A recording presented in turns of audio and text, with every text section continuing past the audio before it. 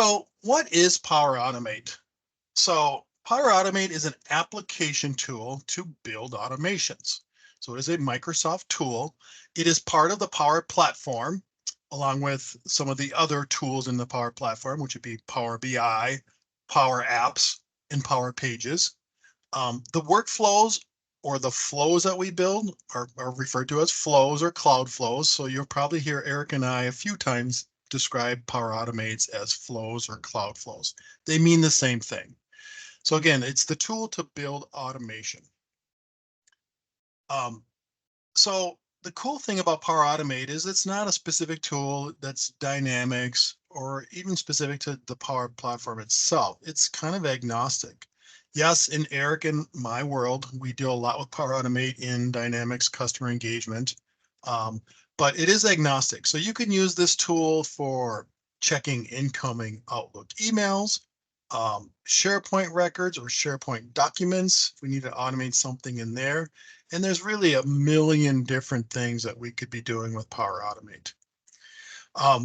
We sometimes build Power Automates or workflows to move data from one system to another. So Power Automate need to talk to two or more different systems.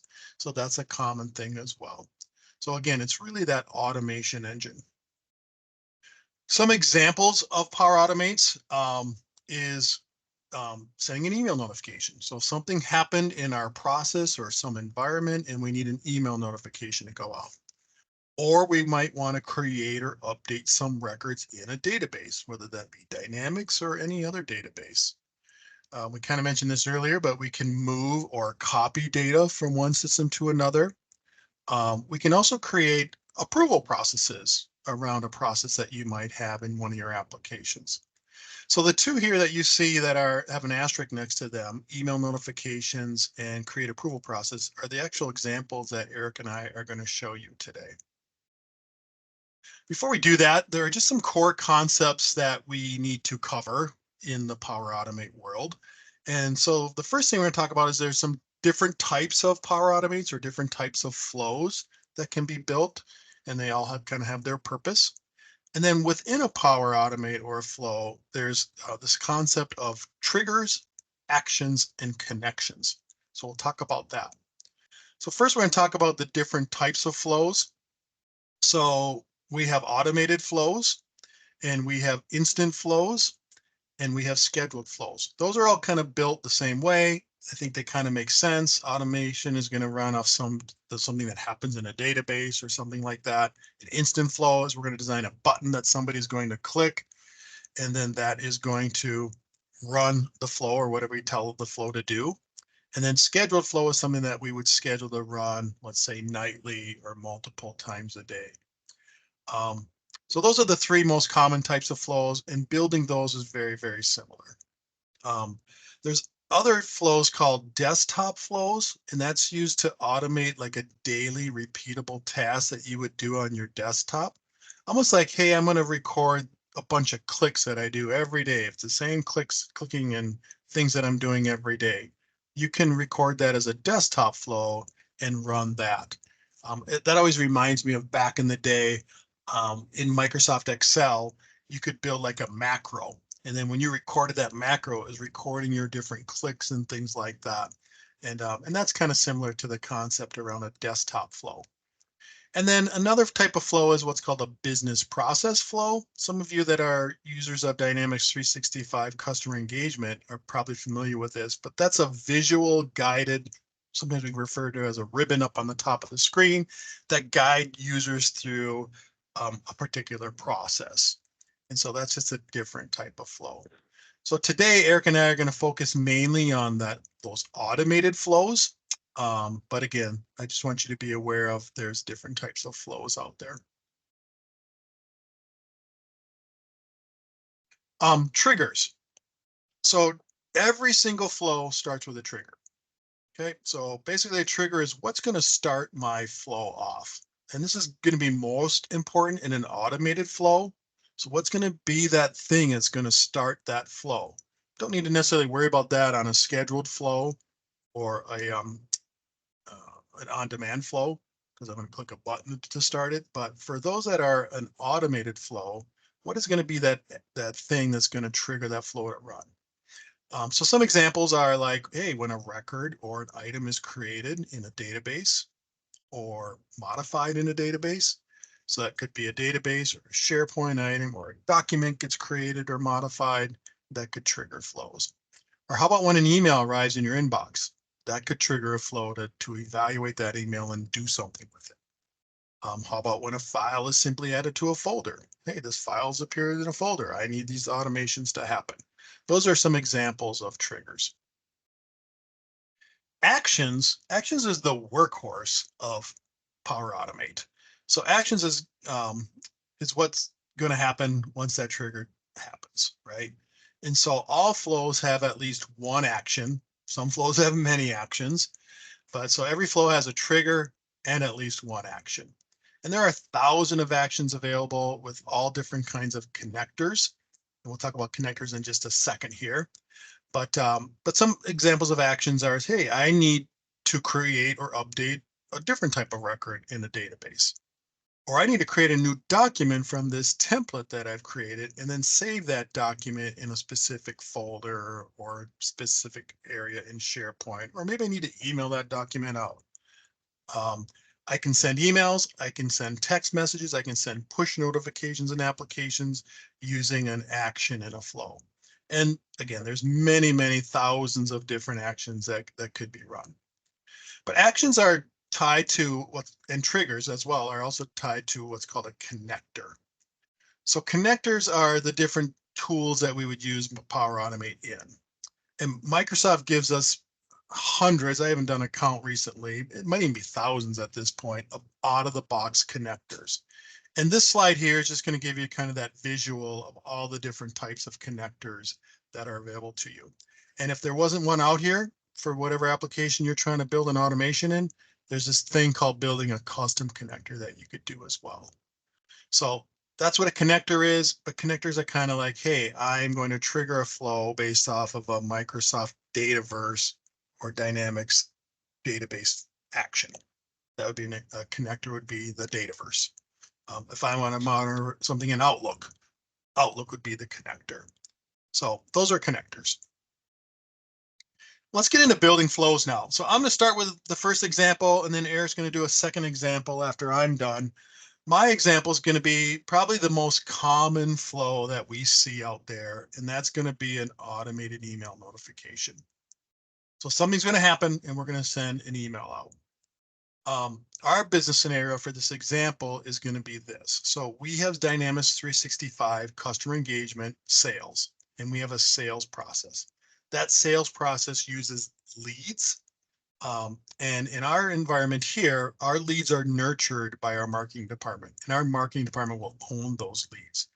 But then after a period of time, after we get some engagement from those leads, our marketing department then wants to then pass that lead off to sales. So they'll assign that lead to a sales rep.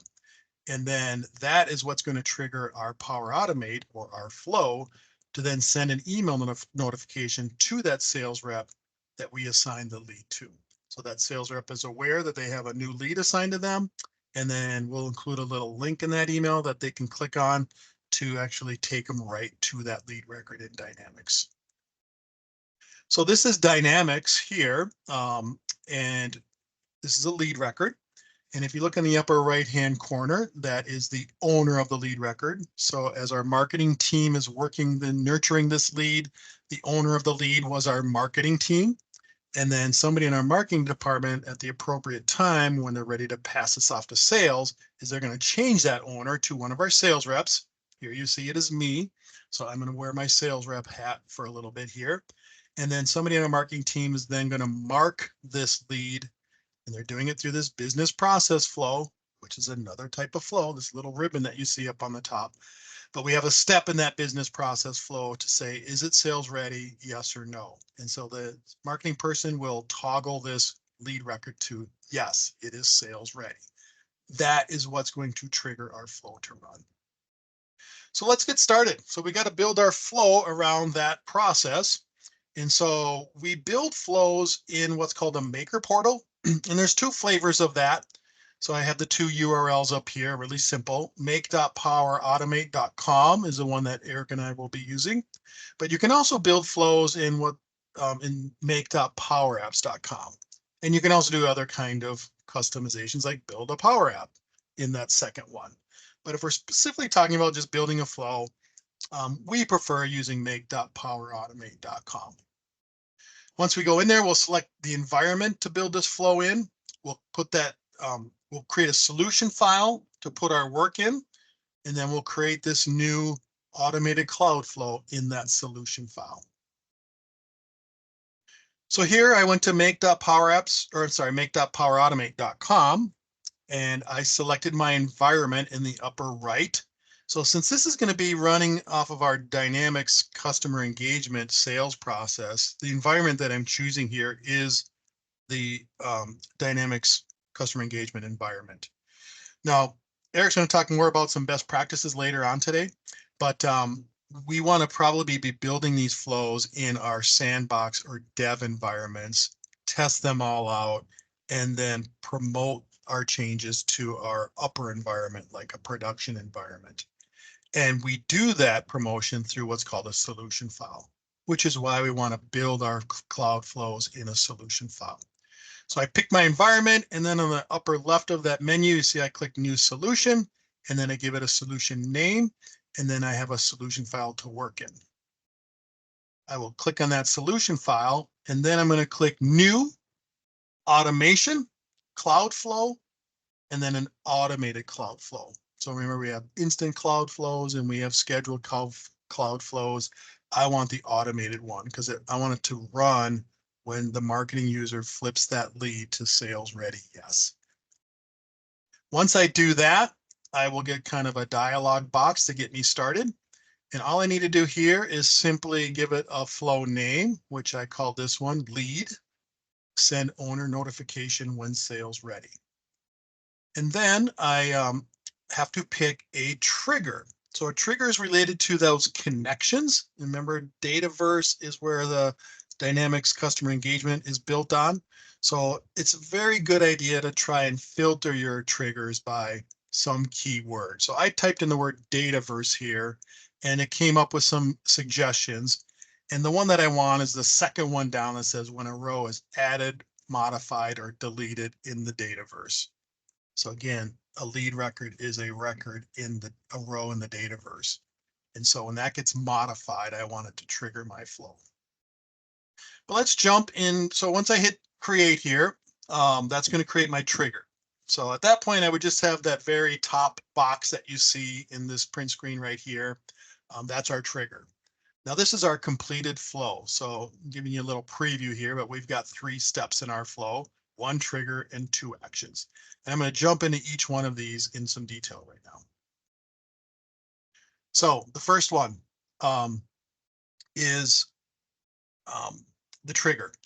So the trigger can run when a record is added or modified or deleted. I change that, as you can see here, to just be when it's modified. So I don't want to run when a lead is created. That lead needs to exist, and somebody's later going to modify that one field to sales ready yes. And so to do that, on the bottom of this little area, where it says select columns, I had to put the schema name of that field, that yes, no field, sales ready, yes, no, as the column to be looking for, as to be modified. So by me putting that SSI underscore sales ready in there, that's the name of the field. This flow will only run if the lead record is modified and that specific field is modified. If I don't put a select column in here, this flow would run anytime a lead was modified, no matter what was modified. So for this example, I want to be very specific that it's only when that field is modified. And furthermore, I only want it to run if that field is set to true. So I put a little expression in the filter rows that says that field name, sales ready, has to equal true or yes. Then I want the flow to trigger and run. If somebody marks it as a no, the flow is not going to run. It's not going to trigger. So there's my trigger. The next step is I hit the plus sign there and I build my first action. So action 1. So the very first thing I need to do is I need to go retrieve some information from that new owner. So marketing is going to change the owner to the sales rep. I need to go get the email address from that sales rep. And I need to get it from their user record. So there's a step called get a row by ID in the Dataverse. So that's what I selected. And then I picked the table to go get it from. It's the user table. And then it needs to know, well, what row in the user table or what record in the user table are you going to get? And I do that with what's called a dynamic content. So you see that little green shaded box there that the arrow's pointing to. If you click in there, in that row ID field, it'll come up and say, do you want to put some dynamic content in here? And I said yes. And then this little box shows up and I just typed in owner because I'm looking for the owner of the lead. And you can see it come up and said, all right, I found an owner as dynamic content from that step above, the trigger above when a row gets added, modified, or deleted. And are you looking for that owner ID? And that's exactly what I want. I want to find the user record by that owner ID. So that is step or action 1. And then I hit the plus sign to build action 2, which is our last action. And that is going to be the mechanism to send the email. So we send an email. The step that I chose was send an email version 2. And then I just start building out who the email is going to go to. And that is dynamic content for the email address of what I found in that previous action. And then in the subject, I have new lead, and then I put the first name and the last name of the lead record. And I'm getting that as dynamic content, just like we did before. And then I build the body of my email. So you notice in the body of the email, we have the URL of the lead record itself, followed by this little bit of dynamic content here. So the URL, when you're in Dynamics customer engagement, the URL to the record is static. Like the URL to the lead record is static. But what's different is the very last piece of it is then the unique identifier of that lead record. And so that's why I plugged in that dynamic content. Now, how did I get the static URL?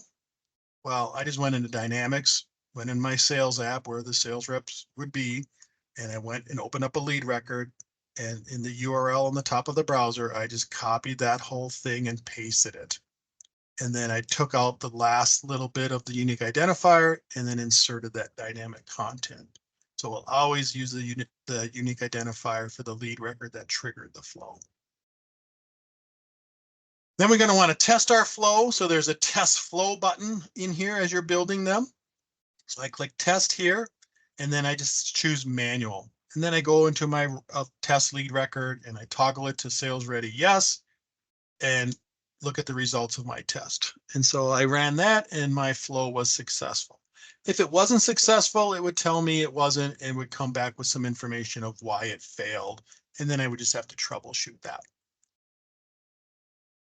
So this is the result of my flow. So an email got sent to me since I was the sales rep. And you see then the body of the email. And there you see that URL link there, that hyperlink that I can click on to take me right to that lead record. And if you look on the very end of that URL, there you see that dynamic content got inserted right after it says lead and ID equals. And then we have that GUID or unique identifier that we were passing in from that dynamic content. So there's a quick example of probably the most common Power Automates that we do is email notifications. I'm going to pass it over to Eric to talk about example number 2, which is going to be an approval flow. Yes. So let me get rid of that. Oops. Get my screen back here. Okay, and I may run through this here a little bit quickly, but in our example 2, we have a flow or approval flow. And for this business scenario, I'm just going to have a user adds a document to OneDrive. That then creates a record in CE or Dataverse. An approval request is sent out to a manager, and then whether they approve or reject after, the record is updated. You can see kind of the overall view of what my flow looks like here, and we'll go through that. The first thing here we have is this trigger when a file is created in OneDrive. Because I'm using my credentials in here, I am able to get into my OneDrive. I created this folder called demo approval. When I click in here, when I create it within Power Automate, I click in there, you can see that there's the folder right there that I'm going to be looking for. Here is a blank form view of where we're going to be putting the information. So this is a new table that I created. First thing, like Jeff did, is I want to get that user that I want to approve. In this case, her name is Karen Berg. We're going to pass that username down to the approver view, which is going to be a lookup down here. So there's the previous step. I'm going to set this to pending. I made an option set value. I'm just going to automatically set that to pending. And then the file name is going to actually be pulled directly from this file with that dynamic content. And the final result will look something like this. With my name pending, here's the approver. The next step that happens is it does a start and wait. So it's going to be sending out more information, just like you saw Jeff add in. Here's the title. I have the name of the file. It needs approval. Assigned to is going to be the email for the manager, in this case, Karen. And then down here, I can actually put a link to the attachment in here. And once that gets sent out, here's an example of what it looks like. So Karen Berg, here's the PDF, either approve or reject. We have a condition right here that I have set where the output of that deal comes in. Is it equal to approve? Go down this path. If it isn't equal to approve, we're going to go down this path. So let's just say we're going to approve. I put in the comments, this looks great. That then finishes out the flow by updating that record that we just did at the very top. We just pass that same ID into this row, set it to approved now, and just throw in any comments that they may have. And here is the final look of that file. You know, it can be used for reporting or any other situation. I'm going to go through a couple best practices here.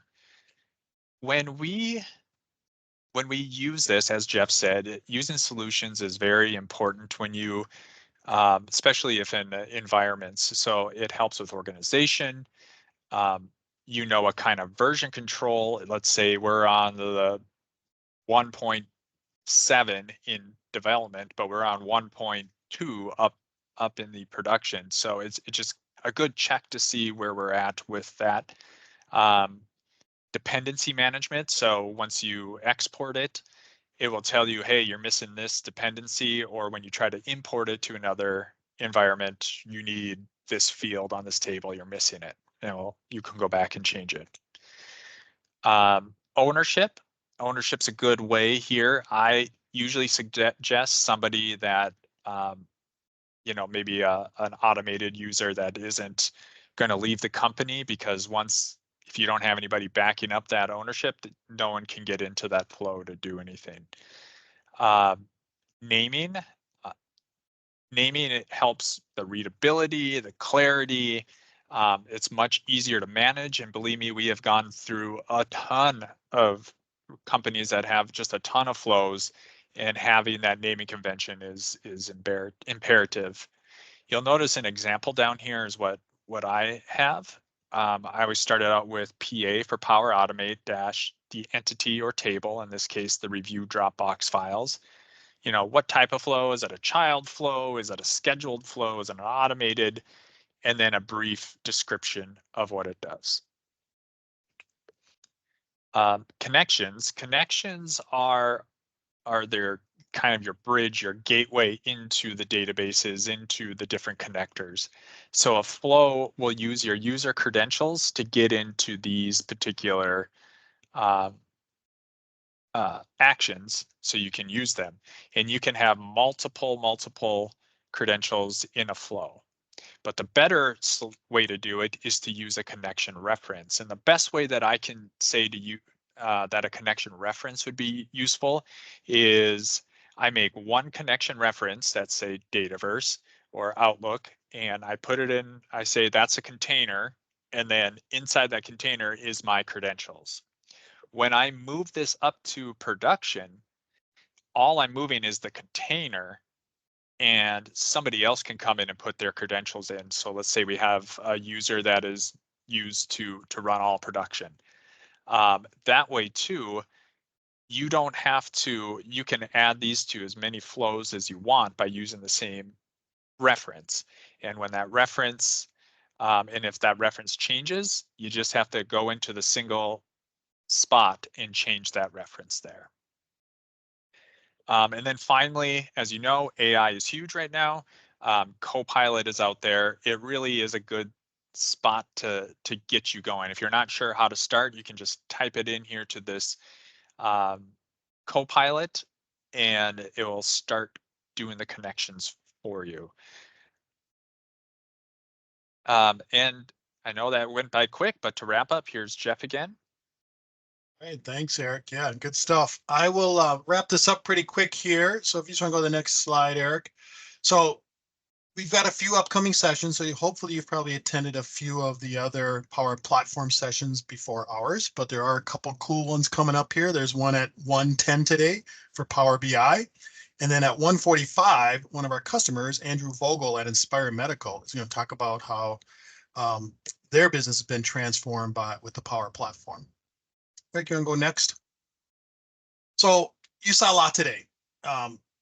Maybe hopefully enough to get you going, but there's a lot of other great learning materials out there. If you go to Microsoft or learn.microsoft.com, I got the URL right here. That'll get you started on little mini snippets, little mini training materials to get you started from scratch on Power Automate, and then work your way up, the ladder to a more experienced Power Automate, builder. But I also don't want to discount YouTube. And I bet Eric and you and I probably go to YouTube weekly for sure. Yep. So you can put YouTube searches in there for, hey, beginner tutorial on Power Automate. Or as you get a little bit more experience, hey, Power Automate, approval Power Automates. And you'll find numerous videos just on somebody writing approval Power Automates. But we're always here to help too. So Stoneridge support is here for you. So if you want to schedule some custom training or just have us help you when you get stuck in Power Automates, we're here to help with that as well.